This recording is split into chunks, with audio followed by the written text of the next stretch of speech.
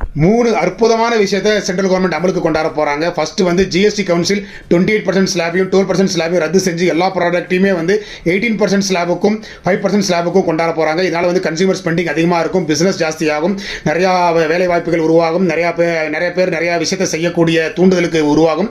ரொம்ப அற்புதமான ஒரு விஷயம். ரெண்டாவதாக வந்து யார் தவறு செஞ்சாலும் அவங்க பொசிஷன் நீடிக்கிற மாதிரி இல்லை. அது பிஎம், சிஎம், மினிஸ்டர்ஸ், எம்எல்ஏ யாராக இருந்தாலும் கிடையாதுன்னு ஒரு சட்டத்தை கொண்டாடுறாங்க. அது ரொம்ப அற்புதமான ஒரு விஷயம். அது வந்து சில டிராபேக்ஸே இருந்தாலும் கண்டிப்பான முறையில் ஜனநாயகத்துக்கு தேவையான ஒரு செயல்பாடு அது.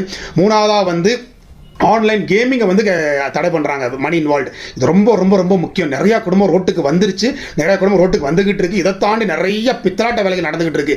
நிறையா பேர் இன்னைக்கு வந்து நம்ம ஆன்லைனில் பணத்தை தொலைச்சிட்டு இருக்கிறது எல்லாமே வந்து இந்த ஆன்லைன் கேமிங்குக்கு தான் ரூட் ஆகுது. அதையும் தாண்டி ஆன்லைன் கேமிங் மூலமாக அது பல பக்கம் அது பரவுது. இது வந்து இந்தியா அரசாங்கம் இப்போ உணர்ந்து இதை செயல்பட்டுக்கிட்டு இருக்குது. அவங்க டேட்டாவே வந்து கிட்டத்தட்ட 40 கோடிக்கு மேலே ஜனங்க இதனால் பாதிக்கப்பட்டிருக்கிறதாகவும் 20,000 கோடிக்கு மேலே மக்கள் இழக்கிறதாகவும் சொல்கிறாங்க. இது வந்து சின்ன மேகர் தான். 20,000 கோடின்றது ரொம்ப கம்மி. வெறும் ஆன்லைனில் ஏமாறதே பல ஆயிரம் கோடி ஓடிக்கிட்டு இருக்குது இன்னைக்கு. அதனால வந்து இது மூணுமே அற்புதமான ஒரு விஷயம். இதுக்கு வந்து சென்ட்ரல் கவர்மெண்ட் கண்டிப்பாக பாராட்டு தெரிவிச்சாகணும். ரொம்ப சந்தோஷமா இருக்கு.